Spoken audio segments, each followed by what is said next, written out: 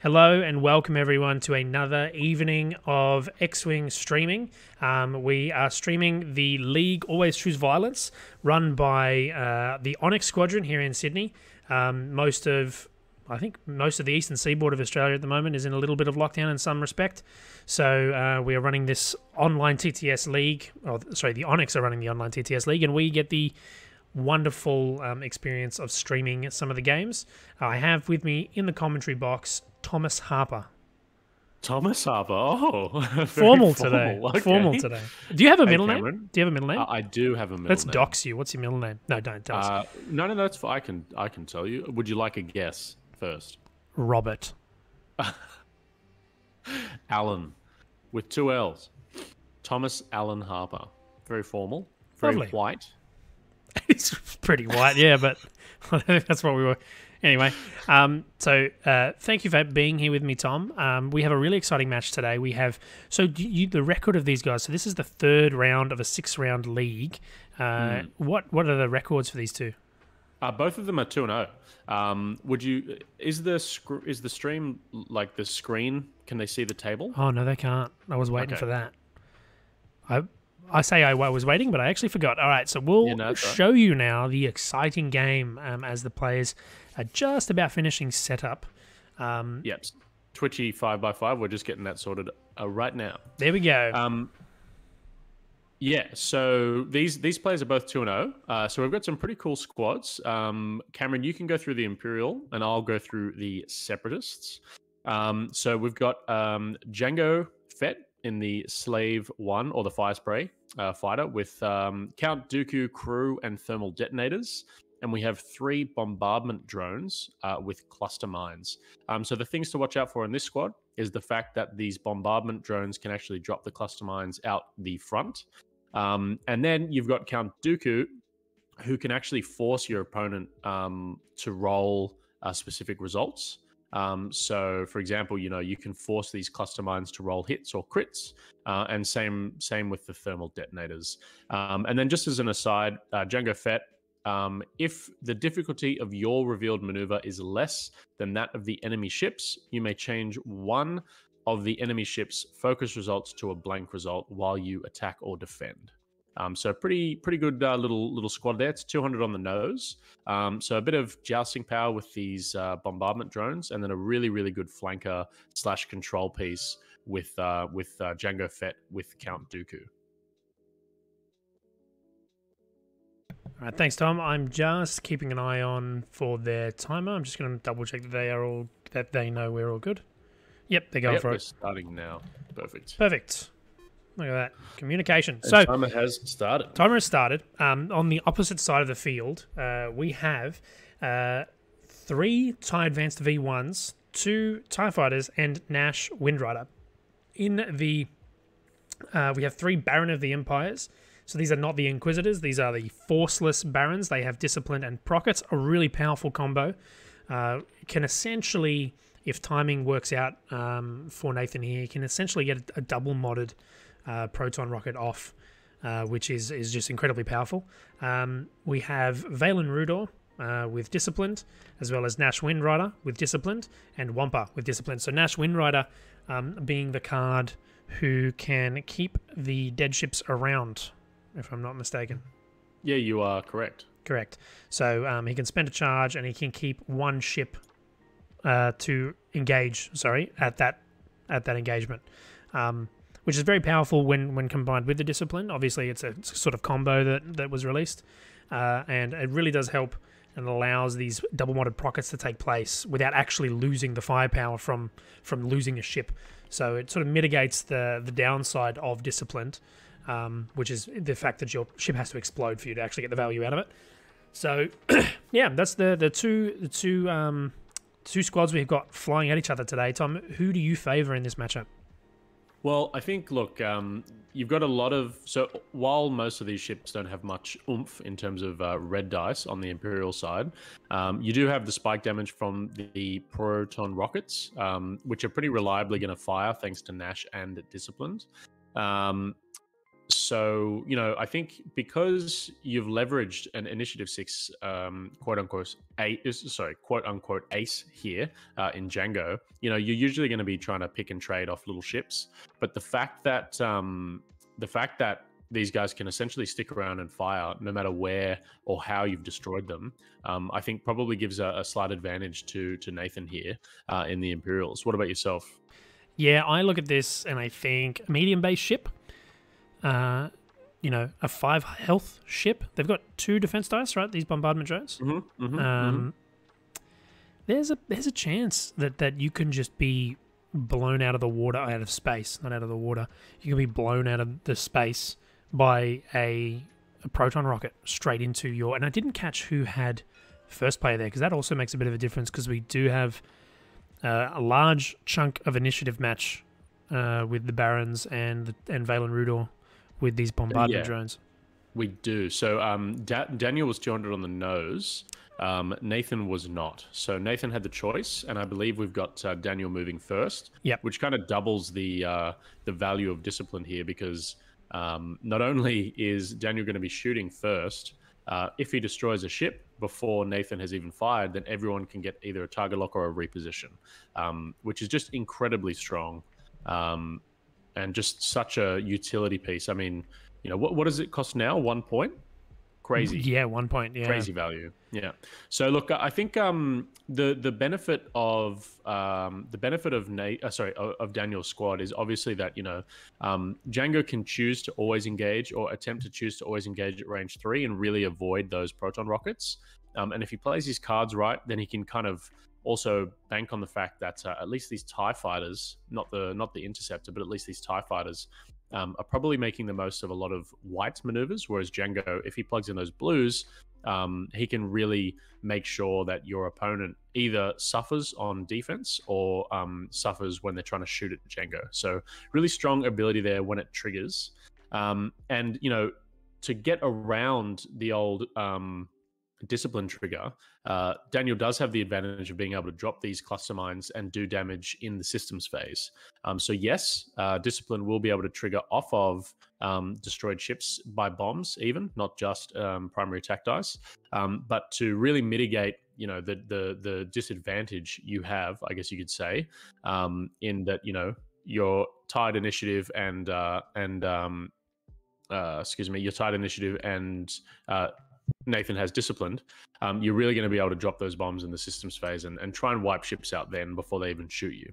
So yeah.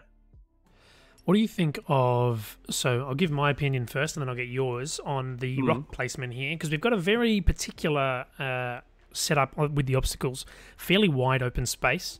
I did play against someone on last night, in my league match, in fact, a very great game against Ben Lorking, and he was running... these Barons of the Empire with discipline and prockets. I think he was running 4 of them. And what I found was, these guys are really great at getting their bullseye. The thing that they're not great with is they tend to stress themselves with their linked actions to try and get that bullseye arc, which does help turn off the discipline trigger. And it can be very impactful when you can look at the ships that are around in that range 3 bubble and say, okay, this one here and that one here is stressed, and they're the ones that would really benefit from a discipline trigger, because it is an action. You actually take the action. You don't just get a barrel roll or get a lock. So if a ship is stressed, you've really got to take advantage of that if you're Daniel, if you catch one of these ships stressed. And the reason I brought up obstacle placement here was one thing that Daniel can try and do is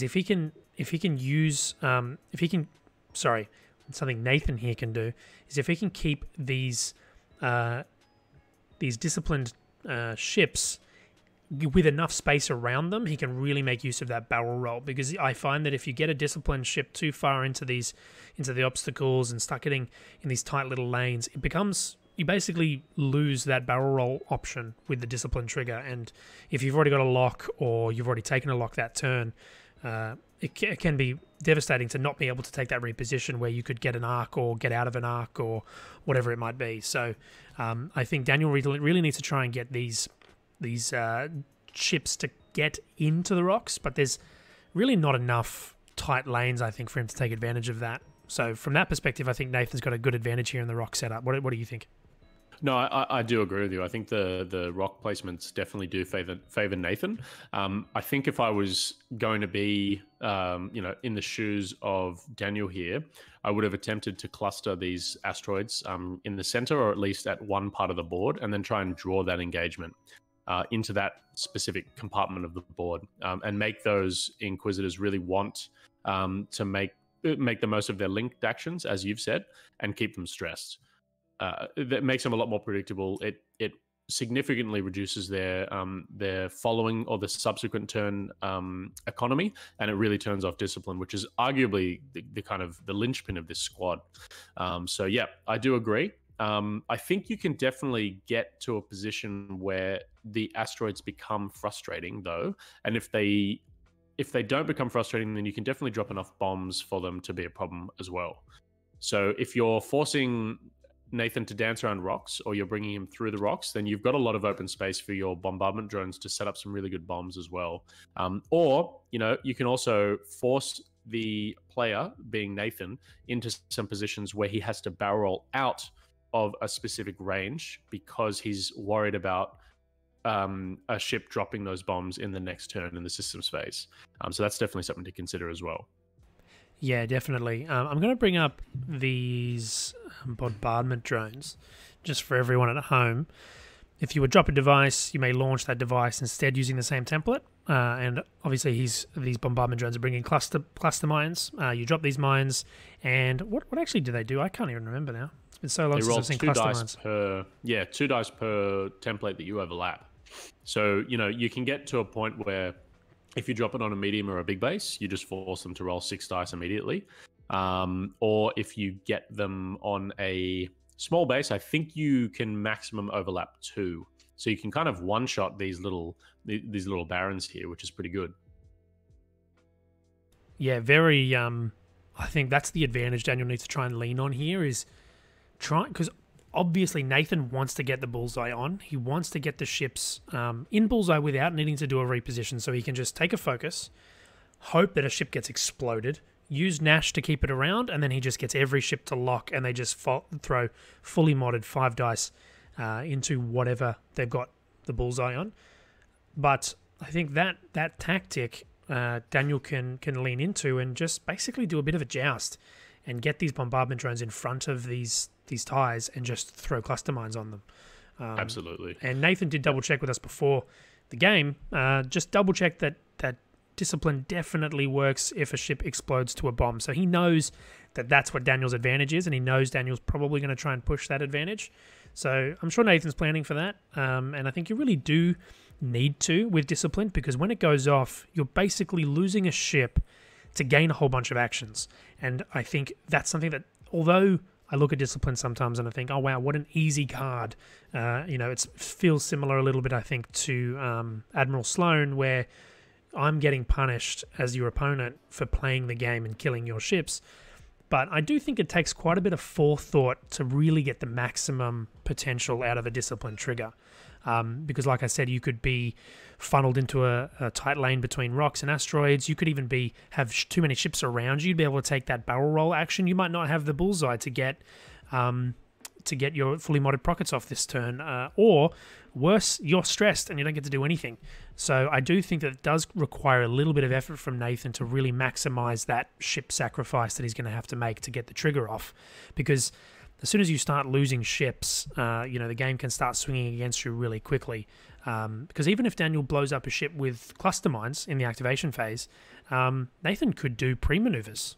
In the system phase, sorry. Nathan could do pre-move barrel rolls. He could do target locks into a bumps, and there's a lot of opportunity for Nathan to still get use of the cluster mine death. However, that does mean that Nash Windrider is not going to be able to save that ship, and that ship's not engaging. So a cluster mine death is a very, very bad death for any of Nathan's ships. Absolutely. No, that's some really good points. Really, really good points.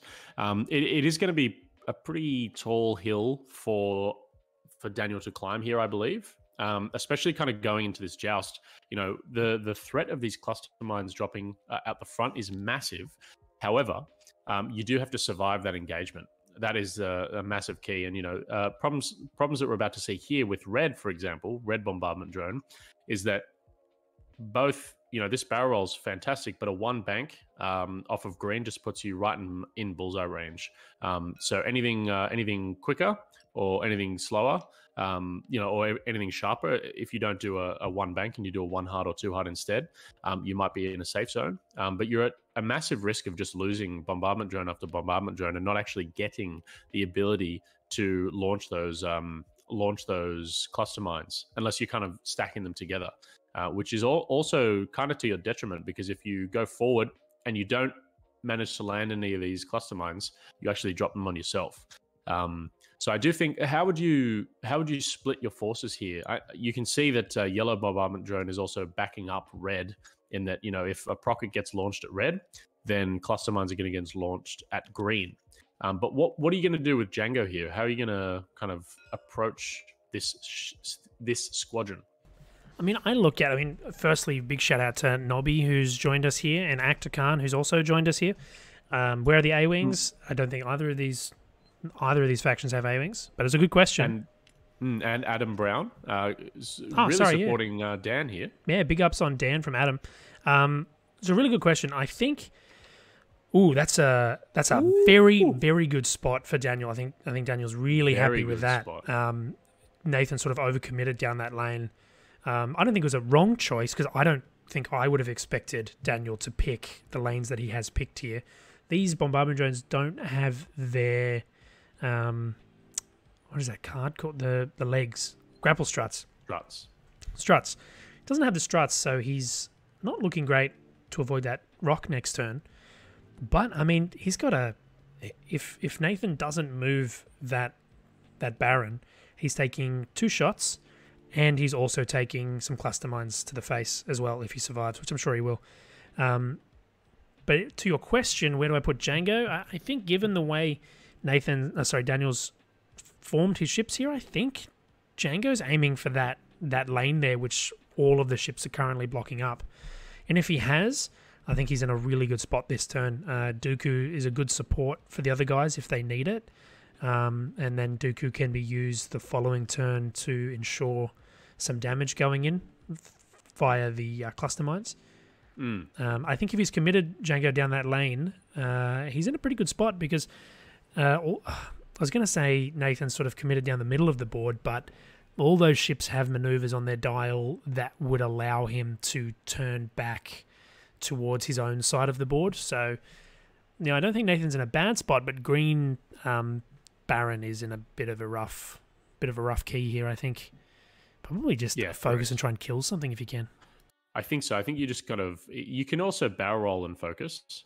If you barrel roll out to the right hand side or to ship right, then you're probably avoiding the cluster mines, because I think you do avoid the cluster mines there, but then you're not committing to the fight. But I think at this point, he still would get a shot. I think if he barrel rolls, yes. He might be range 3 of a couple of these ships as well to likely survive, which is good. He is going to take a focus, it seems. Now, that's a very good point, Cameron.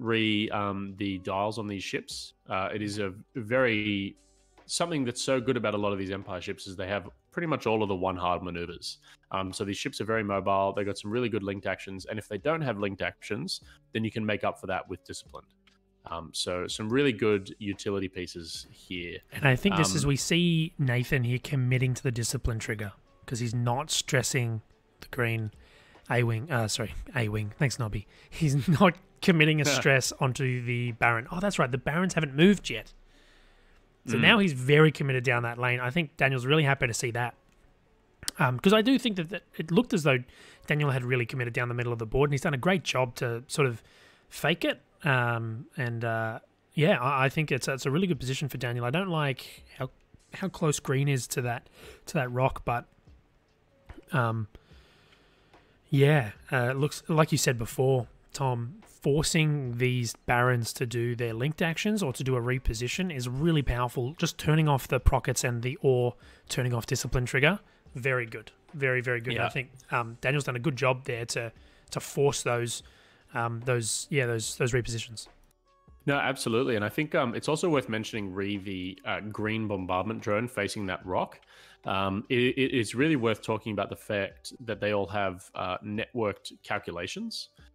So, even if this green bomber survives and goes over the rock and doesn't take any damage or does take any damage, he won't get an action. However, the other bombardment drones will likely be range 1 and calculating. So they'll all be able to share their calculates anyway.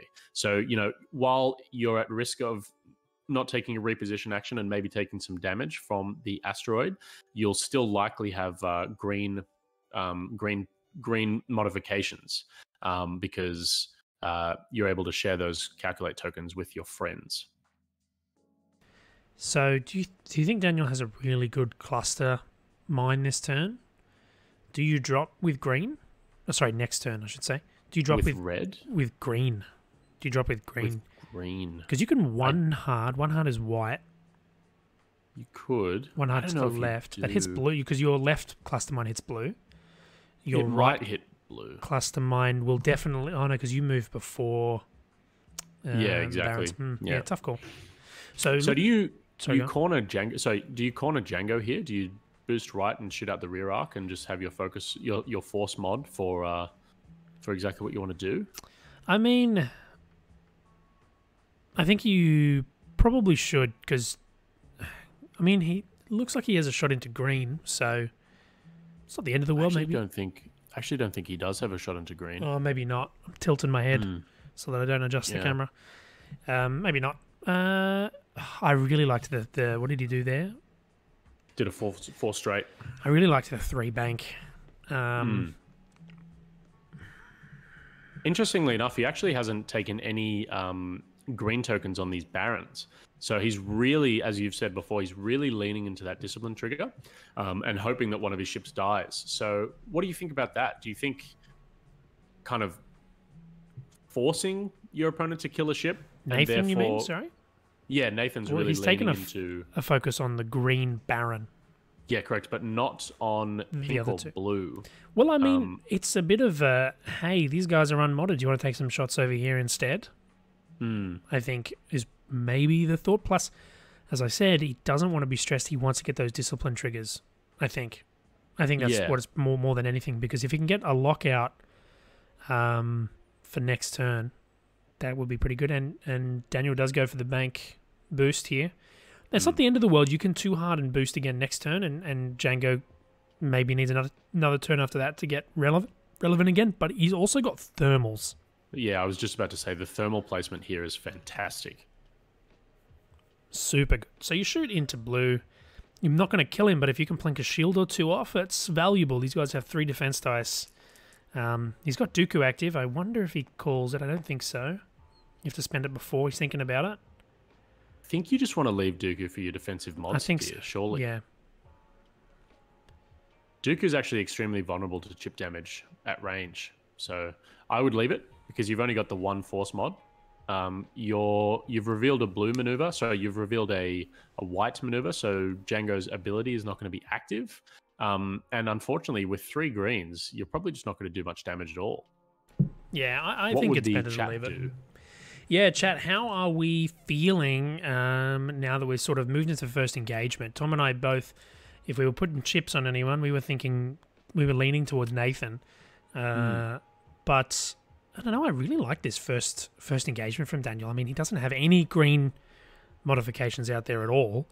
Does have Dooku? Oh, okay, not anymore. Not anymore. He's using it. So he's called a crit most likely and rolls a natural crit. See. So that's the worst. You don't want that. No, you don't want that at all. Yeah, I do think I probably wouldn't. And there's the no damage. Yeah, I wouldn't have spent it. You're right. The 3 dice from these guys, you want to keep that for defense. You don't have any green tokens on any of your guys. It looks like green is taking at least 2 shots here, 1 at range 1. Likewise, they don't have any offensive mods really, except for range 3 shots. So that's not too bad either. Nathan Shipsh, I should say. And, Daniel does have the target locks here, so I'd actually probably be tempted to shoot yellow first to strip the focus mod. But it doesn't really matter at this stage. You probably don't want to kill the ship anyway. just to prevent the discipline trigger. I think I like this. Ooh. If that's a direct hit. You got to spend it while you got it. You got to spend it, Nath. You got to spend it while you got it. You'll always regret not spending it. And you'll rarely regret spending it. Dan has positioned well, Khan. I will agree with you. I was not expecting such aggressive kind of rightwards maneuvers towards the kind of bottom right-hand side of the board. And he's caught those tie barons out really, really nicely. So hopefully he can capitalize on that next turn. Yeah, if he can remove a baron here without it shooting a procket, that really tips the scales in his favor, because there's only 2 more out there after that. And if he's going to keep playing like this and force them, because I think pink and blue are both going to struggle to get bullseye and procket off next turn as well. So that's another turn for Daniel to keep the pressure on, and another turn of no more prockets, because that's really what Nathan's trying to do here. The end goal is get a fully modded procket into anyone. Whoa. What's going on here? So he took it. Yeah, but no, he spent the focus, so he should only just be taking shields. I think the guys are figuring it out. Yep, there we go. Cool. Give the deck a shuffle. Oh, I didn't know you could shake it. That's pretty cool. Okay, so flipping the shields. There we go. All right, we've fixed that board state. No worries. So I think that was good. I think if you had have taken the damage and it was a direct hit, surely you do get discipline triggers. But I don't think you make Nash. Yeah, I don't think you get Nash. I don't think you get Nash. I mean, not that it matters because they're all initiative 3 anyway. Ah, true. So this is green into pink. Yep. Pink rolls a little shield off 1 there. evade, so that's a shield off pink. So there's a chance that Daniel does get lucky here and actually kills this Green Inquisitor, which would be massive. As you said, we were kind of tipping the scales in Nathan's favor due to the prockets. Gets it. And does get it. And so removing one of those prockets before it's actually shot is actually a really, really, really big deal. But we're going to see the strength of Disciplined here in that you're going to get target locks on all of these ships or barrel rolls, depending on what Nathan feels like doing.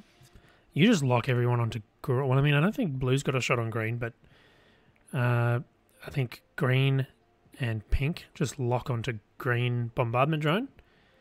I agree. And you just try and kill that, because if he can trade that, yeah, Actor's right. Nathan needed to get behind the bombers, and he still does need to get behind the bombers, and I just don't think he can do that and get value next turn at the moment. That's where I'm seeing the big problem here for Nathan, is that he's committed really hard and got in close, and getting in really close feels like the right move, except for the fact that I really find it's easier to get the prockets off if you're coming out from like a range 3 into range 2. In this range 1 knife fight, it's going to be hard for him to be able to get that focus bullseye on. Absolutely, and these TIE Inquisitors are so good at knife fighting, but with the only one linked reposition action being the focus into the barrel roll, it is actually very difficult to line up that bullseye accurately from a close range. So Nathan can now get target locks with the ships, even the ones that don't actually have a native target lock. Yeah. So here we go. He's starting to place them out now. So on red. Valen onto red. It's probably also worth noting that green cannot trigger Disciplined because Discipline only works when another friendly ship has died. However, also Panicked Pilot, so it would have been stressed anyway. So I think, it's interesting shooting red here. He's probably worried about the cluster mine drops out the front. Maybe that's kind of signifying or signaling to Daniel where Nathan wants this engagement to go. And you've got an opportunity to pounce on Django, especially Django's side arcs here. So you probably want to make the most of these turns to turn in, but then you're at risk of these cluster mines. Chat, what do you guys reckon? Who's the target priority for Nathan here? Are we going to just try and wipe these bombers and then have the rest of them up against Django? Or are we going to try and just put the pressure on Django and really ignore these bombers? I don't think. I mean, looking at the Django is a fire spray. He's not the best fire spray, but he's still a fire spray, and he is still tough. I mean, because Daniel's at 200 clean, so I'm guessing that's why he's brought Django instead of Zam, because Zam is more expensive than Django, right? I'm not sure. I don't really play Separatists. I have the models. Yeah, Actor's saying Nathan needs to barrel roll out and reset. I actually agree. I think the locks here, they seem real nice and they seem real juicy, especially Pink, who's got a range 1 into green there. But a barrel roll to the right, giving yourself that space that I was talking about, allowing you to get in, get a focus, and get these prockets off before you start exploding more ships, I think is really valuable. I think that's something that... But sometimes when that juicy fruit is in front of you, you just want to take a bite. And green is looking pretty juicy, I think, to Nathan right now. I think if he can clear that ship off the board, I don't think he can with the firepower he's got left on the board. He might. He's still got 5, 7, 9, 12 red dice against a tokenless ship. So very, very possible. Yeah, I'm not... No, I don't think blue has a shot. No, that wasn't including blue. But no, okay, that's a pretty bad start with no natural hits. And no tokens, obviously, because that ship got panicked and spent its focus on defense. I don't think... Twitchy 5x5 says... Oh, sorry, Cameron, you go. Yeah, sorry, I was actually sort of responding to Twitchy here. So Twitchy said clusters are a one shot, so can ignore after this. Totally true, but I actually don't think Daniel needs to clusters next turn. I just don't think he needs to. No, I don't think you want to drop any clusters at the moment. You're in a really good position with yellow to drop clusters, the following turn. Because if yellow wasn't there, you've got great clusters out the back. Actually, not even. No, green's exploding. So yeah. So far, no damage coming from Nathan's unmodded shots. Unmodded shot. So here's Pink firing his locked. Ooh, that's what you want to see. That's a definite crit going in on green here. Can you chuck me a promote? I'll just clean up these dice. Yep. You can't because you're a spectator. No, I'm not anymore. Oh, okay. Just give me a sec. I just need to update. So that's hit crit going in on green. And the crit was a direct. So green is now on 1. 1 health. All right, let me just promote the Harp Daddy. Thank you. There we go. That was a great shot for... Sorry, I forgot about the TIE Fighters. I forget that they're here. Yeah. That's why I was saying it was 9. Yep. 12 dice. Yep. Yeah. But we are going to shoot red here, interestingly enough. I don't think that's the right... I know you got the lock there, but you can use that next turn. I think you really need to take green off the board here. This is sort of your best chance to do it. Get one hit. And as Twitchy 5x5 has said, you kind of want to make sure that you get green off the table because then you're at no risk of clusters. And yes, green should drop forward anyway because you're only 1 health from dying, and you might catch a little side of a base or something like that and force some dice rolls. So Valen Rudor's shot doing nothing, spending the lock for a blank. Oh, it doesn't have range with the interceptor. Okay, so might survive. You definitely take that shot. Wampa doesn't have discipline because he doesn't have a talent slot. No, but he's going to be rolling 3 attack dice here, which is really good because no one's shot at Wampa. So very good chance that green does get removed off the table here. Very, very likely, I think. Not like that. Is that no? It's a blank, isn't it? It's a blank. Yeah. Oh. Nathan getting away.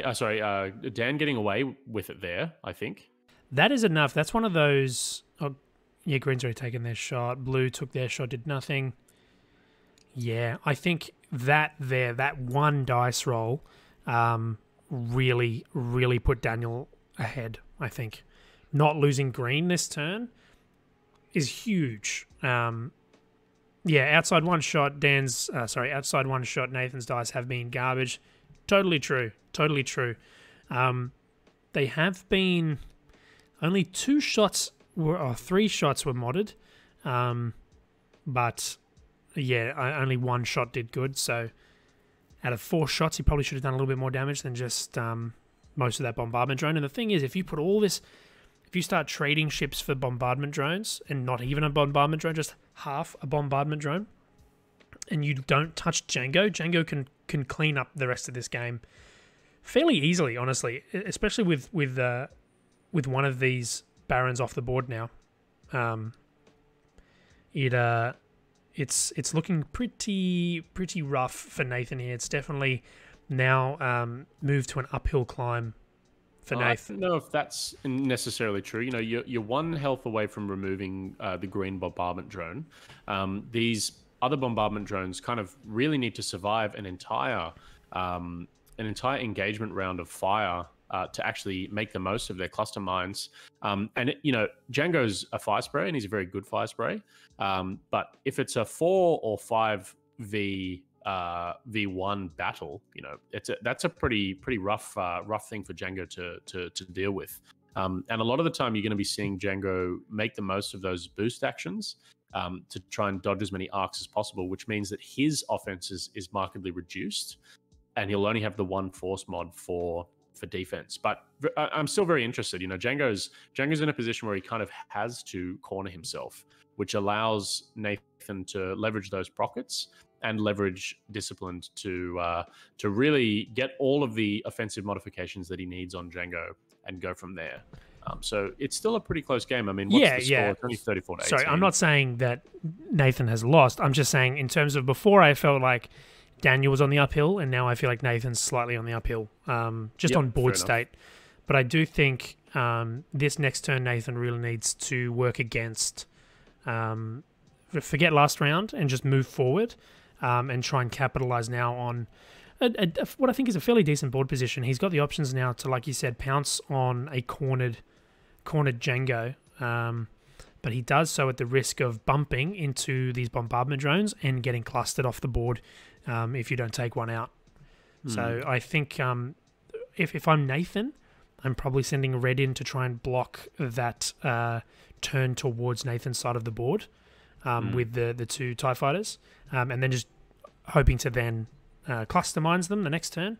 I probably turn yellow to the left and try and block up pink and blue. I think he just plays the blocking game for a turn, allows Django that time to come around the corner, and then try and cluster mine anyone that you've been able to catch in your little net. Yeah, forcing these, as we were saying earlier, forcing these barons to pre-position away from the front of these bombardment drones is really good, because you're kind of forcing them into positions they don't want to be in fear of getting cluster mines dropped on top of them. The other question I have for you, Cameron, is the green bombardment drone. Is that going to be able to fit any maneuvers without overlapping this rock? I don't think so. I think maybe one hard right maybe fits. Right, yeah. But then you're not really doing anything. Do you take the risk? Do you just go for it?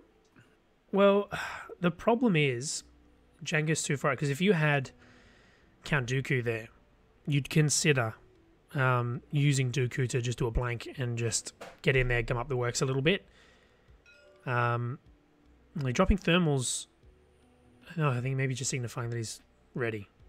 He just pinged Django. So yeah, the thermals are in such a good position to be dropped here with that 1 bank right but then boost. Do you just leave your bombardment drone, yellow bombardment drone, to just take them? Or are you sending everyone forward and leaving these barons to come around the rear of Django? Yeah, I think you can send everyone forward, because it's very unlikely with these barons having to go kind of the long way around to the bottom right of the board here, it's very unlikely that they're able to line up that bullseye on a boosting medium-based ship. So I think you can just probably drop these thermals, send everyone forward, and force Nathan to choose between repositioning or trying to absolutely initiative kill one of these, or not initiative kill, but kill one of these bombardment drones in the engagement phase and not have bombs dropped on them. You know, they're the difficult decisions that he kind of has to make. He's definitely got the firepower to remove bombardment drones, but whether or not he gets the dice variance or the positional, or doesn't get blocked. Getting blocked here is very dangerous because you're essentially conceding a cluster mine drop. So yeah, very interested to see what the maneuvers are going to be. Actors said he argued for a reset. Do you turn everything ship right and just kind of evacuate and reset? Is that still on the cards, or do you kind of need to force the issue because you're behind on points? I think Valen's in a bit of a rough spot to I guess no, Valen can move after the Inquisitors.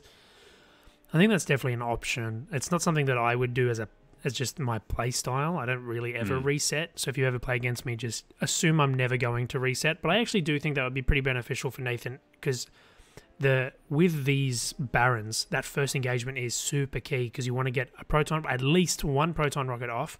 You want to try and get it double modded, and the joust, the head-to-head is the best way to do that. And Daniel just said, nah, not doing it. I'm not doing the head-to-head, and he just barrel rolled his bombardment drones out of the line of fire. Honestly, did a great job with it, and has pulled out, I think, a slight advantage coming out of that first engagement. So I think Nathan needs to reset and try and get a new first engagement, and not take a litany of bombs, which he may just do. So given the order in which bombs drop, these are the only bombs we're seeing this round. Okay. Yep. So that makes sense. And I think, that probably showcases the fact that the yellow bombardment drone is going to go straight, unless we're only seeing one bomb drop. I'll be interested to see how many charges are being spent here. No, we're getting the two. So I wouldn't be going to ship left with yellow bombardment drone. I'd just be sending him straight towards the little group of TIE fighters down the back there in the middle, and threaten those bombs and threaten those cluster mine drops. What blues do these bombardment drones have? They've got all the 2 hards because they're little droids. So they've got the 2 hards and 3 forward, 4 forward, I think. Yeah. That's a good spot for Wampa. Very good spot for Wampa there. That means that if Green has done the forward, he's blocked onto that rock. Yeah. Very good. If you could fit grappling struts in here, would you take them? I love grappling struts. So, yeah. Ooh, so here we go. Risking it for the biscuit. A penny for a gas cloud, please. It's a big roll. Oh, and he's going to die. Kaboom. That's big.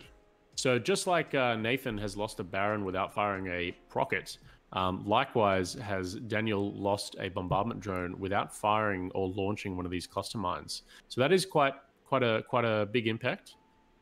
As Twitchy said, Dooku, I think Dooku's out of range. Was out of range. May not have been, and he probably could have checked it.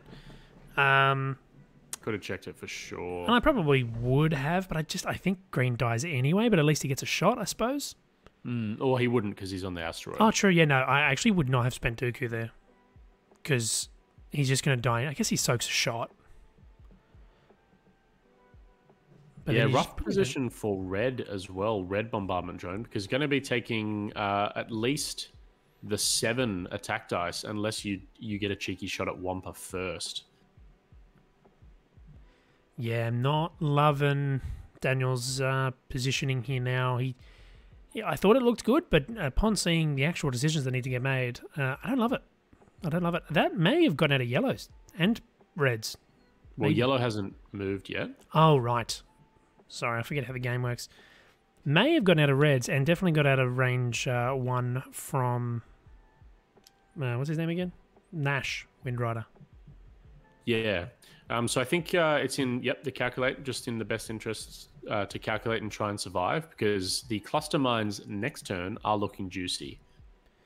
Well, I don't think so. I think you hit red if you drop with yellow. You're Never now going mind. to hit yellow as Now well. you're fine. Yep. Now you're hitting Valen. Unless Valen does the reposition. But then he's got no tokens, etc., etc. I think you have to barrel roll here with Valen, because you've also left yourself for Django to come around that corner and start slapping out. Absolutely. So it'll be really interesting to see what happens here, because that's a very big value cluster mine drop. You're going to get 2 clusters onto Valen, and you're going to get 1 cluster onto Wampa. So he takes the evade. Yeah, so very interesting choice here, and I think it's definitely worth mentioning that after a friendly ship at range 0 to 1 defends, you may perform an action, and that's the ability on Valen. So he could actually defend himself, or after you shoot at Wampa, etc. And Valen could take an action and barrel roll, maybe, or even take a focus for offense. I would definitely be looking at trying to barrel roll here after someone defends. What do you think, Cameron? Sorry, I missed that. That's all right. So I was just saying that Valen is a really good play piece here, because you've got a couple of ships at range 1, including himself. And after a ship at range 0 to 1 defends, Valen can actually perform an action. Yes, yeah. So can barrel roll out here to get to avoid to avoid the cluster mine drops. Can't speak tonight. Or could just take a focus for defensive actions, etc. What do you think? I think that was probably the right choice, taking the evade, because then you can weather the first shot, especially if Daniel misplays and activates red first, engages red first. I think it's also worth quickly pointing out that Blue tried to do a boost, but unfortunately couldn't fit. So I was going to ask, sorry, because I was trying to see if I could see a focus on there. So he's going to roll now for the first thermal detonator, a criminally underpriced card. I'm running thermal detonators in my league squad at the moment, and I have killed, I think, 4 ships now with it. So good. There's the first damage. So tempted to try and reach for the Dooku to enforce half points, or to confirm half points. I would. It's just... It's 50-50 chance of doing damage. I didn't need to anyway. There you go. Wow. See, that is effectively, 1.5 points. Per thermal there, yeah. Yeah, so 1.5 points. No, because it's 3 points. 3 points altogether. And he's used 2, so 1.5 points for 2 thermals. Oh, sure, yes. And he's gained 17 points off that. What a trade. What a trade. So it's also worth mentioning here that Valen has no limit to the amount of times he can use his ability. Obviously, you can only perform each action once, but you can take a focus after this, and then you can take a barrel roll, etc. So it really has a lot of agency in avoiding these cluster mines here. Gets the good roll there. That's exactly what you wanted to see. 2 evades, spend your token, take nothing, focus. I feel like you want a barrel roll, man. You're going to get shot anyway. Well, here's what I'm thinking. You sort of hope that Daniel does a bit of a misplay and just opens red up, no shot, then shoots yellow, and then even then, that yellow shot is it's 3 dice with a calculate, and then if you don't barrel roll, then red doesn't get a shot. Do you know what I mean? And that way yellow isn't shooting into red. And see, now yellow is shooting into Wampa, sorry, is what I meant. And now Wampa's ability is turned off. Whereas if you keep yellow there as a juicy target, Valen as a juicy target, then you get to keep the charge on Wampa. I know that you really want to shoot Wampa there. And that's a fantastic shot. It actually might kill Wampa. But I'm just afraid of getting this Valen trigger. and getting out of that cluster mine, you really, really, really want bombardment drone 2 I to keep survive forgetting here. about the... So what was the crit there? I didn't quite see that. Damage sensor array. Okay, that's not really... I mean, yeah, that doesn't really Not super scare... relevant. It hurts for disciplined, though. But the Wampa is not disciplined. Wampa does not have He is an discipline. undisciplined little whelp. So Daniel, I should mention, Daniel has burned. Oh, I'm gonna drop these. Daniel has burned Dooku on the offensive shot from Django, so he is no Dooku this round. But it was a very good use because it wasn't because it didn't do any damage, but it was, I think, a good choice there. So yeah, cool. So yeah, no, I definitely agree, and with no more shots from Daniel's side, Nathan is eating a possibly if yellow doesn't explode, Daniel is possibly eating some cluster mines next turn. Yeah, no, it's a big one. It's a really, really big engagement here because you're going to have, 3, 6, 9 dice into yellow bombardment drone. So and you can actually drop that it dies. You can drop the clusters out the back as well of red if you wanted to, because they're not going to hit yellow and Wampa moves first anyway. So anything that doesn't hit Valen will hit Wampa. Yeah, and we just saw 3 damage being done to red there. Yeah, looking pretty. I'm wondering now if Nathan's going to change targets, but I don't think that's a good idea because I think you've got some decent enough shots into yellow here. You want to get yellow off the board, I think, more than you want to get red off the board because yellow's clusters look a lot more juicy than red's do. Oh, absolutely. The clusters off of red are juicy as well, though. You probably get 2 onto Valen, if not 3, simply because he's going to have to go forward a little bit. Excuse me, because red bombardment drone can still drop them out the bum. Out the back, yeah. Yeah. So yeah, a crit in it would be pretty nice. It's not really what you're looking for, and he evades it anyway. But yeah, the boost, the fail boost there really did hurt. And Wampa not dying, actually Wampa is limited, so Wampa still counts, right? For disciplined. Oh yeah, absolutely. That's a great little squad actually. I quite like Nathan's squad. Yeah, it's cool. It's really cool.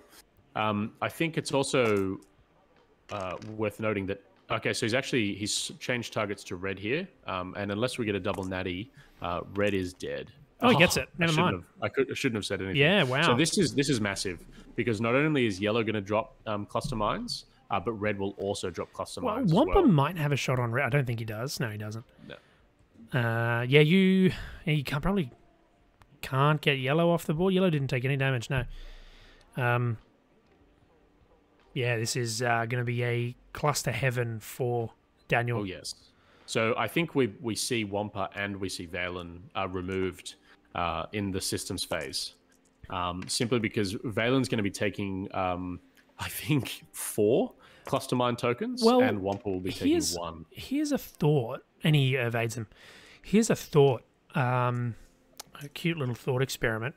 I actually think you drop reds out the back, and you drop yellows out the back. Like, look at that blue. Look at that blue. Wampa survive. Wampa has 1 health. You can kill him with a fart in his general direction. He could very possibly kill that Baron, that blue Baron, and that is worth a lot more than, little baby Wampa. And just keep in mind though that Nash Windrider is a thing. No, Nash Windrider doesn't do anything if you explode to a cluster mine. Yeah, correct. But you'll still get to shoot. But I mean, it's a 2 dice gun. He's not going to get any actions this turn. I don't think it's worth it. I don't think it's worth using. I mean, maybe, because you're not going to catch Nash with it.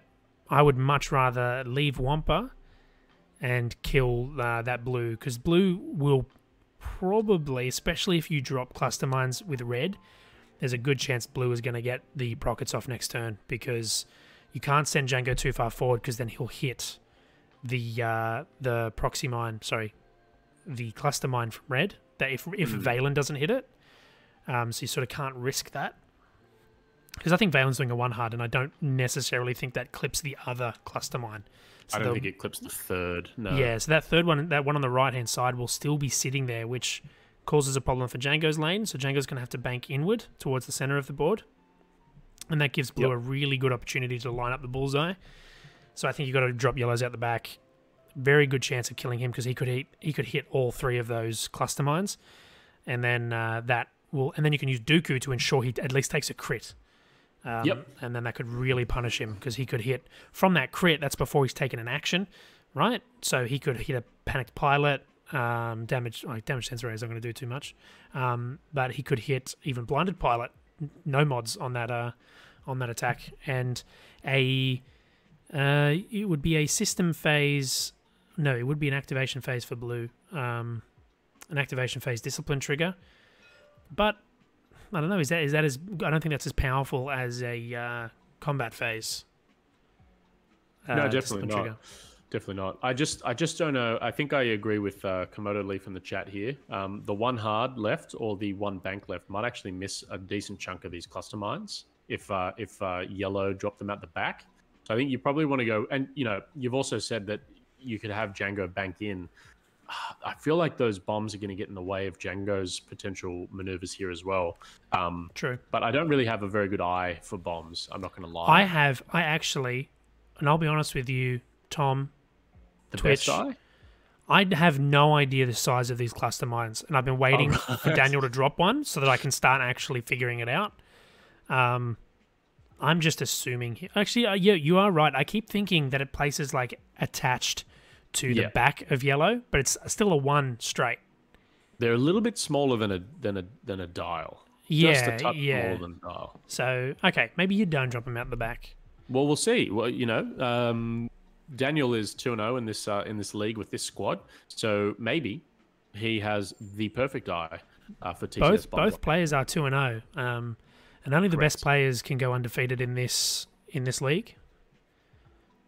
So these guys are the best players can go undefeated. Yeah, fair enough. Just like yourself, hey? Oh, yeah, no, I didn't even think of that. Yeah. Right. Yeah. So does Nathan have good options here to try and avoid these cluster mines and still get quality shots? Because I know what you're saying with the bank and the 1 hards, Komodo. However, that's not going to get you... I don't think that really gets you... I mean, it could still get you some prockets. The 1 bank is really good because it threatens Django, the prockets on Django. If you 1 bank left with Blue. True. Oh, that's right, because he's moving after Yellow moves. Correct, yep. I mean, I wouldn't mind like a bump with Yellow. Here we go. If you bump with Yellow... That could be pretty good too. Oh, the bump's fantastic. So you just do that and that stops that one because a boost doesn't fit in there. So a 1 bank stops you from getting the prockets onto Django. And then you could even just 1 hard with Django. He's dropping the clusters out the back. With red. So this is really interesting with red. And I believe he has also said that he will be dropping the clusters with yellow. Okay. So actually only gets Valen with 1. But we'll get Valen on that second one because the nubs count too. So there's no way Valen, unless a 4K or a 3K. Oh, yeah. It's gonna be tight. So we're gonna roll opponent rolls. Yeah, I know what you're saying, Jim. If it gets you alive, it's good, of course. But I don't think it gives you any good options for next turn anyway. Oh, takes the 2 on Valen. Wow. That's massive. Wow. Bit of an Owen Wilson moment there. Wow. And we are going to drop with yellow as well. I think you... Oh, it's tough. Do you drop at the back or the front? Bets in the chat. Quick. I'm saying back. Oh, he's hovering over the back. I don't think you can do that. He did just measure that out a little bit. I don't think you can do that. Oh, did he? Naughty. I don't know if he meant to do that. This is really dangerous for Django here. Unless Valen overlaps these mines, Django could kind of walk right into them. Yeah, but he could do... Hey, relax. Seems relax. Like a broken ball. I think... wow, that is a fantastic clusters. That hits both of those hit Valen, and the other one hits Wampa. Yeah, that's why yellow had to be target priority there. That was brilliant. Yeah, so I was totally wrong, and I will accept that wrongness. Do you one hard with Django? I actually think a one hard with Django could be on the table here because you could get blue. Absolutely. Yeah. I think the thing to do there was obviously not obviously. I think the thing to do there was drop out the front, and then you can turn in with Django as well. I think he also should have done it the other order. He should have dropped yellow first. Yeah. Then dropped red, because now reds don't look not so nice anymore. Because you kind of have to put them both in the ability queue at the same time. Do you? Well, because they're both initiative 3. Do you? But you can also choose to cancel reds. So yeah, no, you're right. I think dropping yellow was the best one. So the damage deck is just here. There it is. Yeah, sorry guys. It looks like the cluster mines like blew up. The somehow blew up Nathan's side of the board.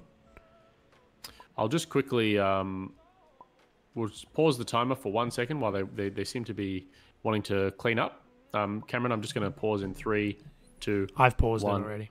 Oh, okay. Sorry, you said pause the timer. I'm a sheep. I'll just do whatever you say.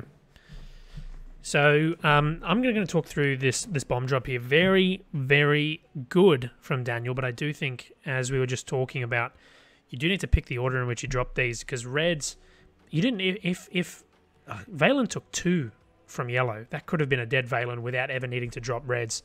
And as Twitchy had said earlier, as soon as those cluster mines are out, they're gone. You're not reloading them. They're not coming back.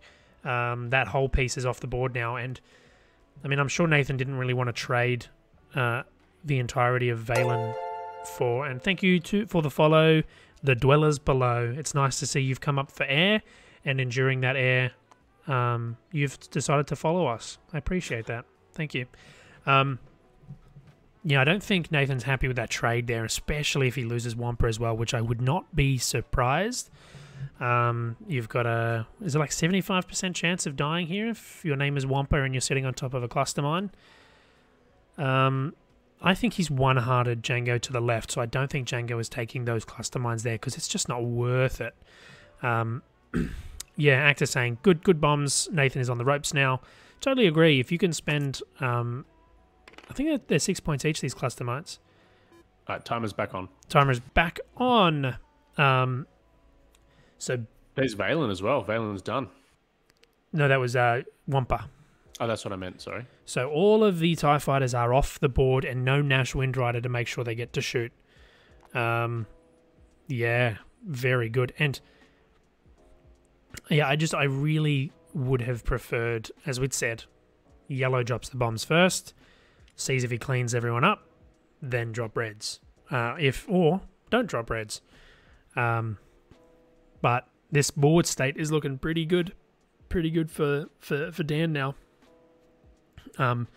You've got a 1 Baron on half. You've got another Baron with the shield missing, and then you've got Nash. And I mean, Nash it's an interceptor. It's a 3/3/3 gun, but I don't know, against Django, it might not do so well. And interestingly, I think we might have had a missed opportunity there because Nathan didn't actually trigger Disciplined at all. Unfortunately, that's not something that I can remind them about because it is a May. Also, he's an I2. He's been out of the 5 this whole time. I forgot. So I would, and also that bomb there should be gone also, shouldn't it? The other cluster. Did they overlap? Well, Valen was on top of it. Then yes, I believe that is the case. Because she doesn't. They like come out at the same time, and they all hit. They all hit Valen, or it hits red because red's also overlapping it. I think. No, red is actually red's not clear. Okay. Lucky. Cluster should be removed. Because even though Valen died, I think he still takes it. So while Tom's dealing with that, I'll respond to Actor. A very good point for everyone, and is a really good lesson. These front-dropping bomb ships do require a bit of a different approach, and we were discussing that you know, it's sort of worked against Nathan, you know, because he really does want to try and do a bit of a joust with his squad. And obviously Daniel doesn't hate a joust, but I think he loses the joust. But he was able to delay it enough, get the ships in close enough range that they don't. He positioned it nicely enough and forced them to sort of do this second turn after engagement, sort of scrum, and then just threw cluster mines out and just took 2 ships off the board. Very, very powerful. So no more cluster mines left on the board. Let me remove those also. So we've got a 1 health red bombardment drone, a full health yellow bombardment drone, who is... I'm assuming he went to do... A 2K. A 2K. Yep. And really good little 1 hard. This is one of the reasons I was ambivalent about dropping the bombs at the back of yellow, because we did have the 1 hard, and now we've done the focus barrel roll to line up those prockets as well. And we've got another Baron coming in here. I think they will miss the procket trigger, but we might get some good shots onto Django finally here. So interesting move. See what happens. And you do have stressed blue Baron, so no discipline trigger for a fully modded procket. No. But a 1 hard here from Django looks pretty tasty. It's pretty tasty. Does. You won't stop blue from shooting. Obviously, Nash can use his ability. But, I mean, still, I think at this point, Daniel's win condition is to kill 1 and maybe get half on pink this engagement, which he won't be able to do, sorry. But keep Django untouched and get... So what was he did a boost? He did. Yeah. 4K. Oh, and we've actually gone over the own cluster here. Yeah, I don't like that. I loved the 1 hard there. I thought that was such a good move. Obviously, because I said it. Does he do it? No, he just goes for it. Just goes for it and doesn't take any consequences. Total disrespect. The amount of... and does clear one of these cluster mines. The last remaining cluster mine is in actually a decent spot, I think, for Nathan, although I don't like that Django is now sort of facing away from the rest. The rear arc. Yeah, but I feel like Django wants to sort of like go head to head, jump over, and he did a red, so his ability is not turning on. He really wants to hope that he can get natural dice. Or he does have Dooku still, because he didn't need to use that, like Jim said, in the confidence to not use Dooku. So yeah, just leaves it, doesn't get a good roll there, but is now in a position where he takes quite a few dice. Not the prockets, lucky not though. to take any damage there off the clusters, because that would have made it really juicy. So yeah, juicy target off Django, I mean. Okay, one little crit on Nash. Nathan wants to see some pain here, gets it. Yep. So yeah, this could be a good turn for Nathan. That Django shot not doing anything and sitting at range 2 meant that he was able to keep blue alive for another round, at least. I think you've got to burn the prockets here. I think you've got them for situations like this.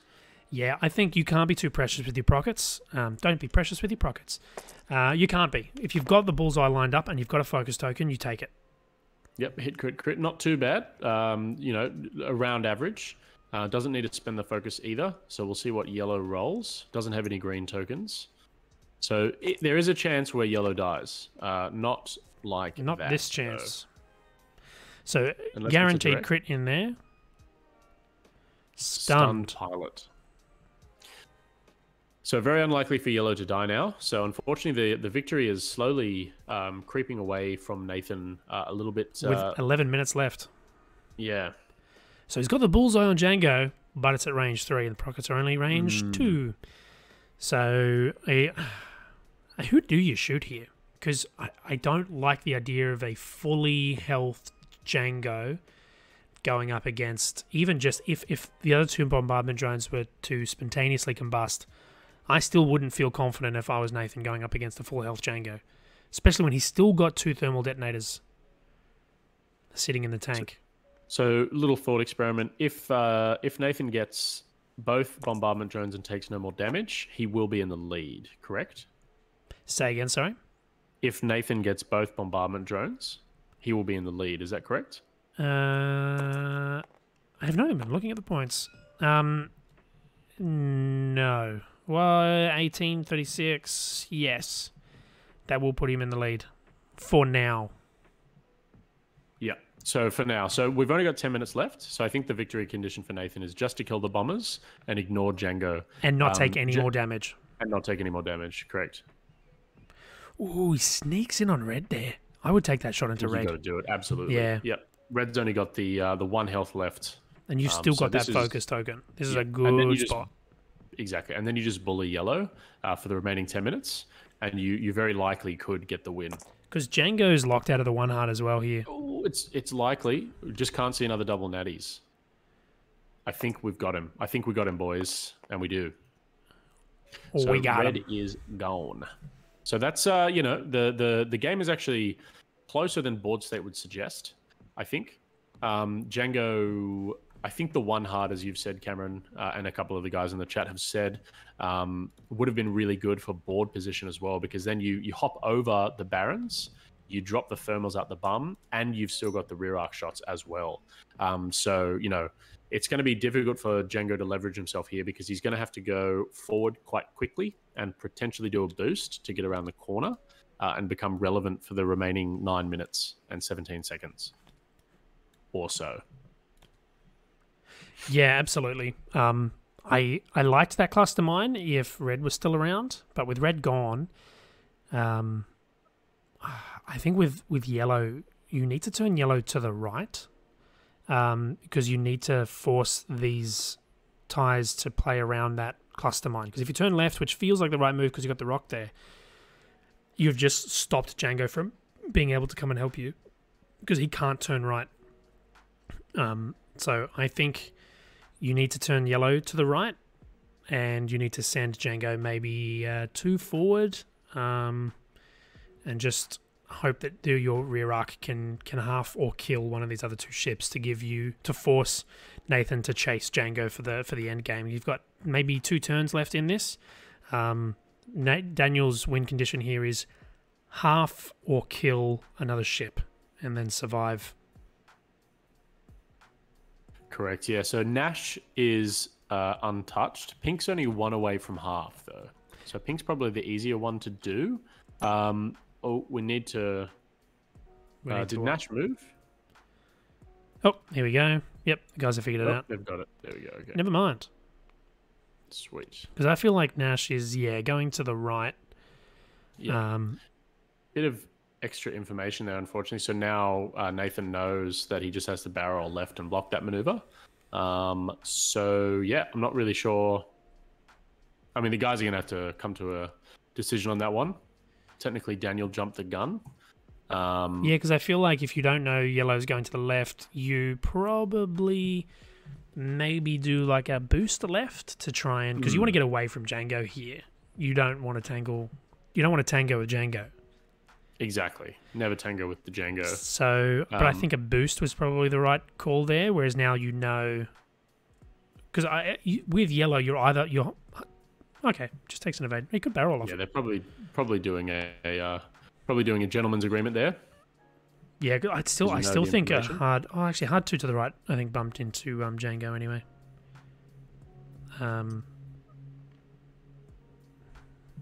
Yeah, I just... That little cluster mine sitting there that didn't need to be there. Because, as we'd said, when the cluster mine turn happened, didn't even need to drop the reds. Cluster mines most likely, because... And they would have been very good if red had survived the last round of shooting. Absolutely. So, look, the victory condition is definitely edging closer to advantage Nathan here. I'll be really interested to see if Django just goes over the cluster mine to make himself relevant in the fight. But, you're 1 shield away from Pink losing you the game here. So I think taking evade actions and just praying is exactly what you need to do. If you survive this engagement phase with taking no damage, I think you can probably escape. I think so too, yeah. I think you can just 5 forward out of there, or, fast maneuver out of there, and Django because we've said he's facing the wrong direction now, he won't be able to bring his arc to bear quick enough. So we'll see what happens. I'm really curious to know why Daniel thought, what value he thought he was going to get out of that 4K.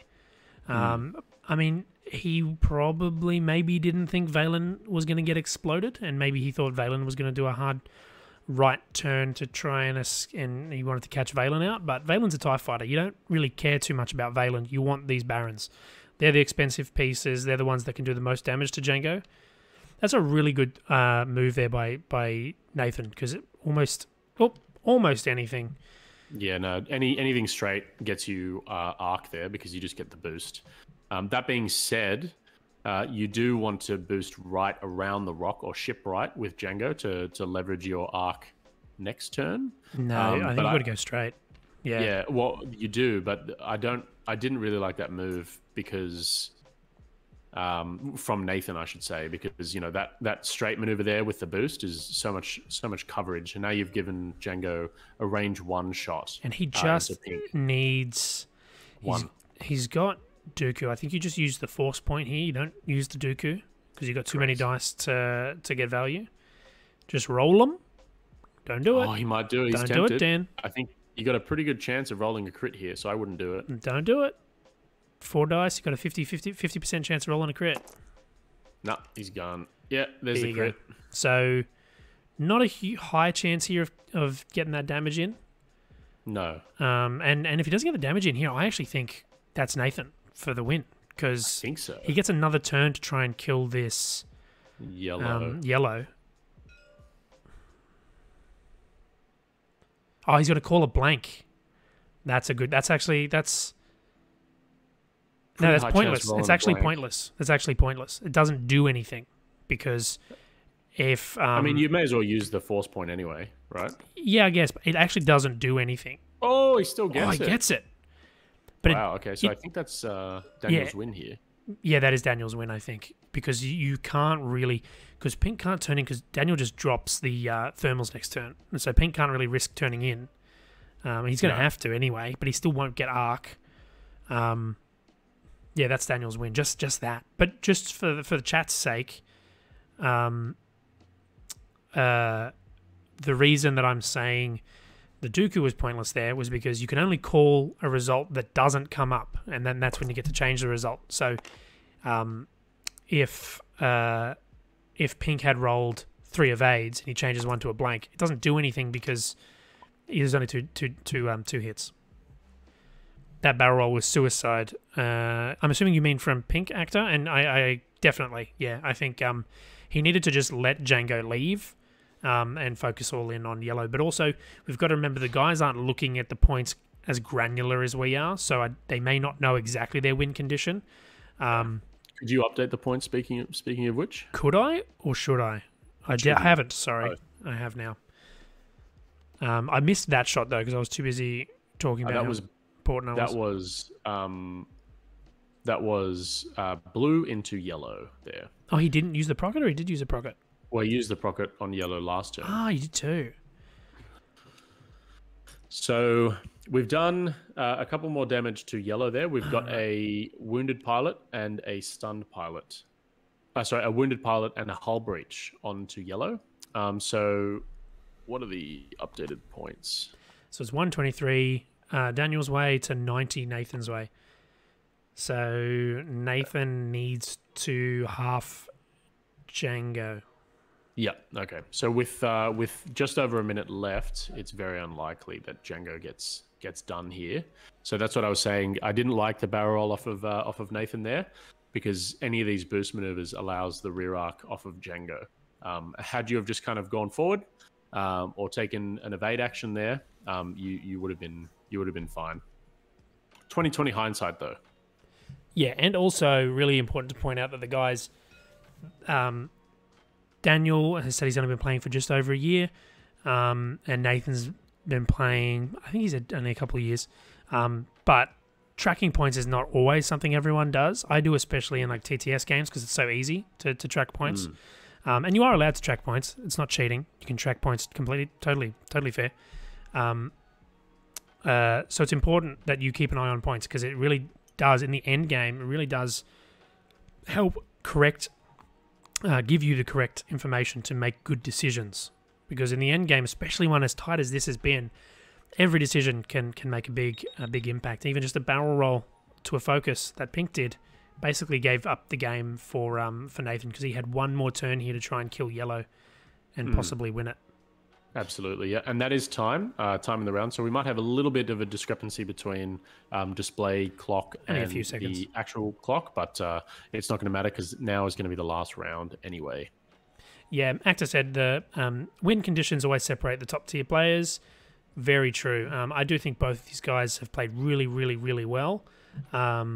And it's something we're going to talk to them about as well. Once the guys wrap up here, we'll jump into a chat with them and we'll just get their thoughts on everything. So if you've got any questions for the guys, any burning information you want to ask respectfully, please drop it in the chat, and Tom and I, again, if it's respectful, we'll ask.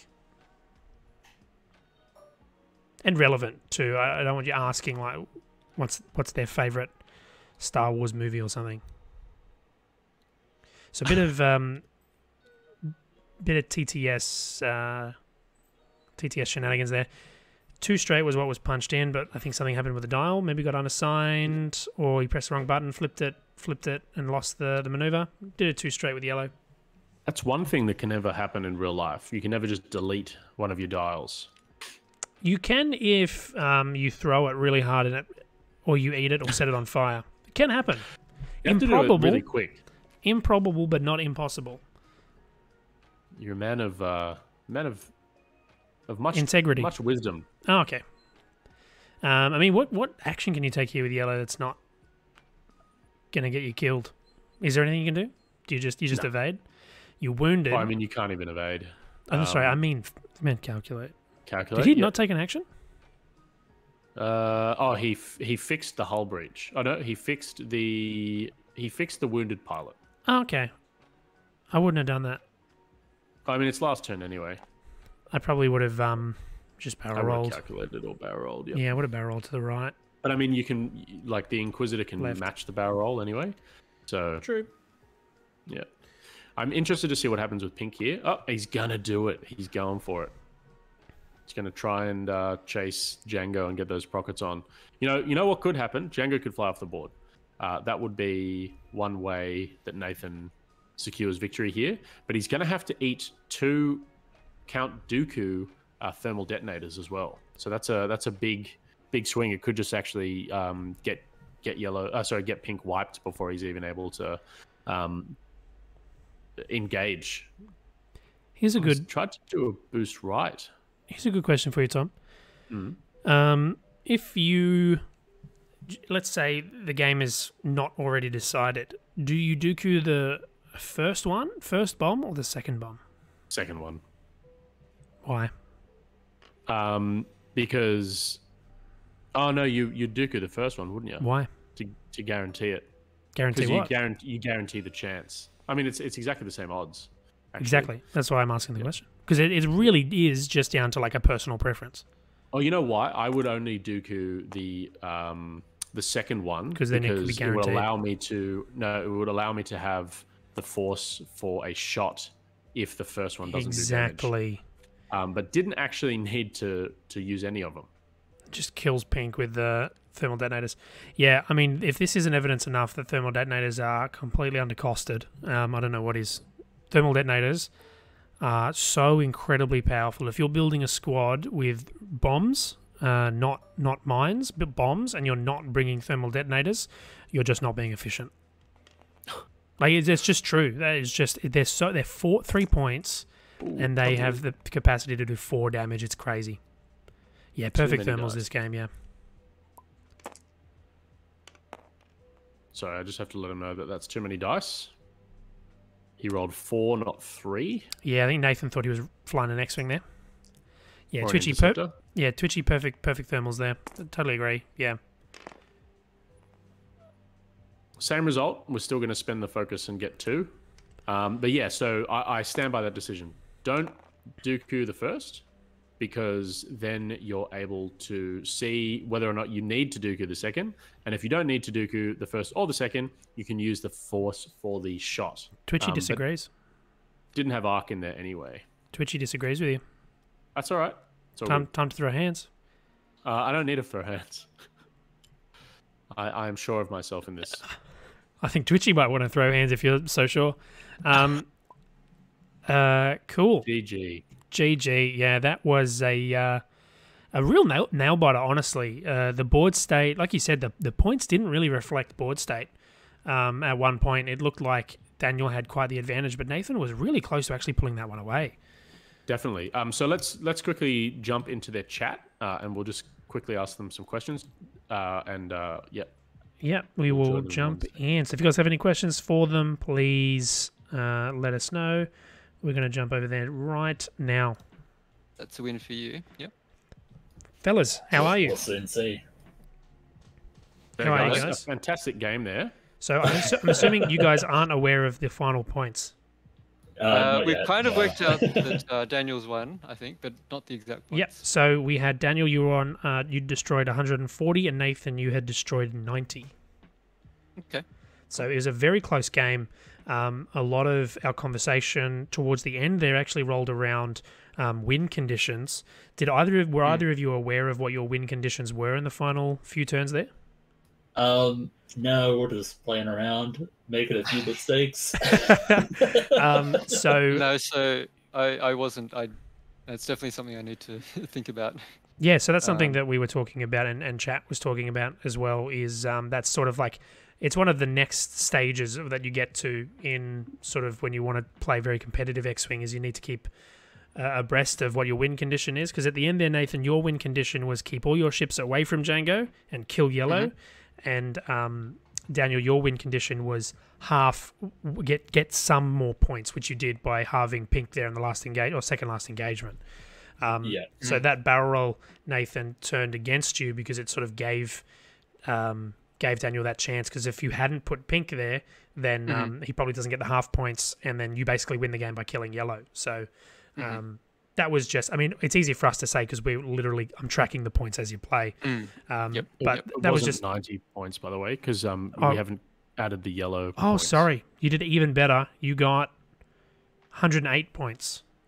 108 points. But it was a really great, really close game. Daniel, in that first engagement, you sort of you looked like you were committing down that center lane and then sort of, shuffled to the right-hand side. What was your thinking behind that? Did you have was that the plan to just not allow the head-to-head joust with the Prockets? Yeah, so I really didn't want to go head-to-head with the Prockets, and then I saw one of his ships come off to this area here, so I was like, oh, okay, my droids can kind of all just cram in there and just get a whole heap of range one shots and just keep playing Django away from the Prockets, basically. Yeah, and I think you did that really effectively because it did sort of force Nathan to do some repositions and held off a couple of proton rockets. Nathan, how did you did that surprise you? Did you have a game plan in that first engagement? Yeah, so one thing I feel like I didn't do right. So when my barons are coming up the top, I was expecting Django to go a bit lower, and I was thinking if I lost a ship and I could barrel roll and get Prockets on him, and then he went way past, and it's like, oh, okay, so I can't barrel roll the other way. So they didn't have their focuses, and they were just kind of, I wasn't too happy with that.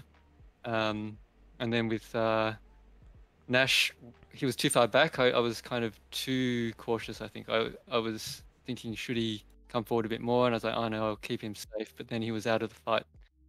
So overall, yeah, those first few rounds, I wasn't very happy at all. Yeah. And then I felt stuck. Like I had a real trouble trying to work out what to do with all my ships kind of here. And I was really worried about the bombs, and I think rightly so. It's just... They were very deadly, yeah. Fantastic. Very deadly. Fantastic use of those bombs. Yeah, look, I think it's definitely going to be a really good one to watch back, especially re-victory conditions, because, Nathan, it probably didn't feel as close as it was. If you had a lot of those feelings that you were behind on points and you were behind in positioning, then yeah, watching the scoreboard back when we upload, or you can rewatch it on Twitch, shows how many opportunities, I guess you could say, that you would have had you have maybe been a little bit more confident in the points scenario, and because it was very close. Had you not have given away the points from yellow there, from pink, you actually would have won the game by 2 points. But calculating that on the fly is something that I find very difficult, and a lot of other players find very difficult as well.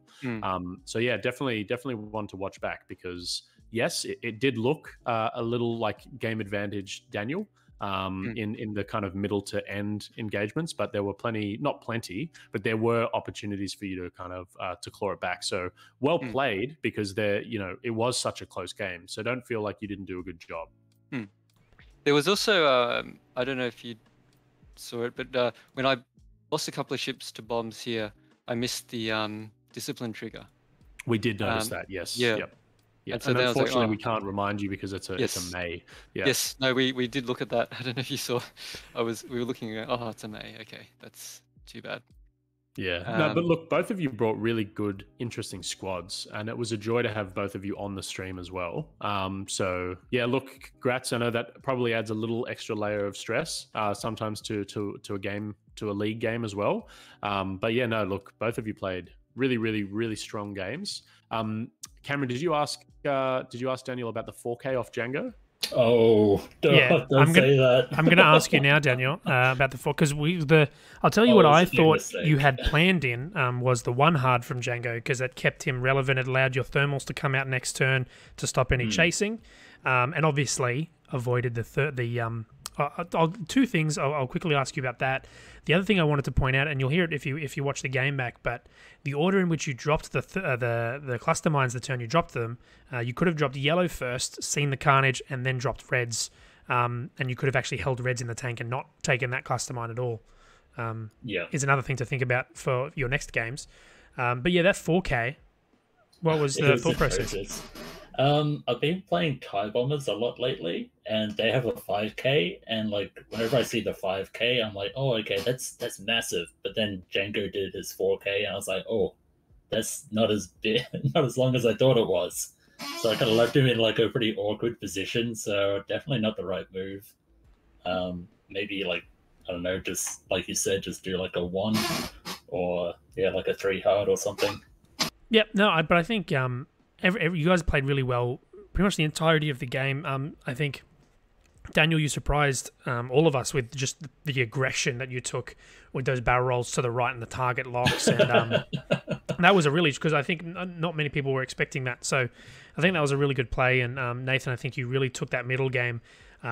Losing that first ship and that first engagement with little sort of fanfare, you didn't really get many shots. Didn't really get much damage back in. I mean, you put Green pretty hurt and killed him the next round, but I think you played that middle game really, really well, and kept absolutely. And definitely kept up. Losing the TIE fighters to cluster mines hurts, but they were also your cheapest ships. So getting the cluster mines onto the TIE fighters was probably the best case scenario, I think, for you. So I think you did that really, really well, getting the swapping ships out and making sure that it wasn't just the same ships taking the damage and risking cluster mines every turn.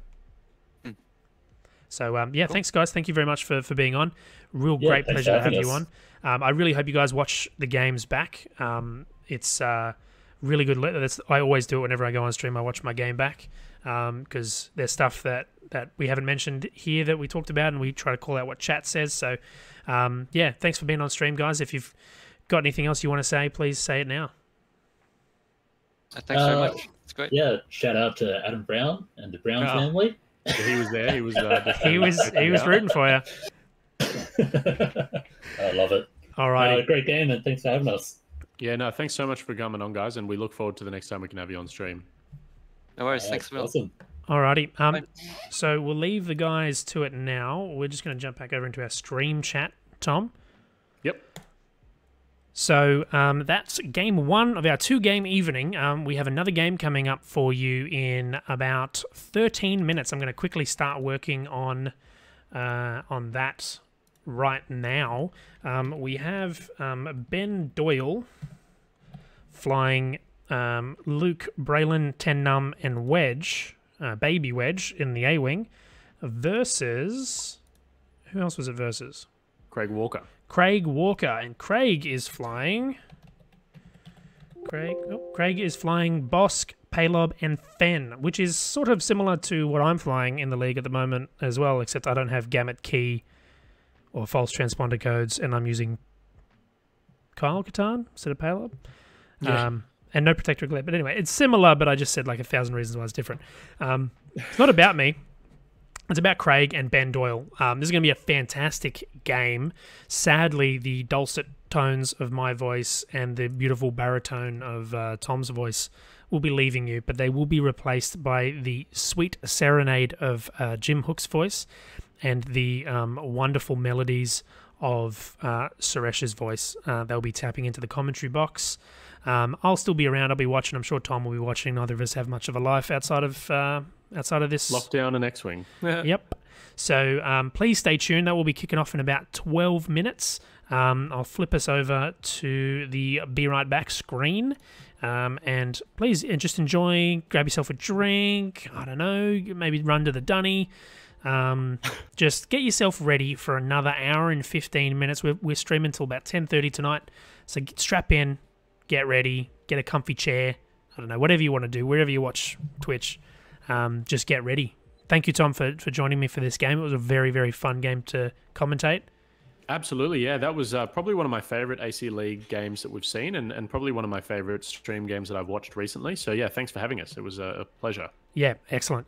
So yeah, guys, please stick around, and we will see you shortly. 10 minutes.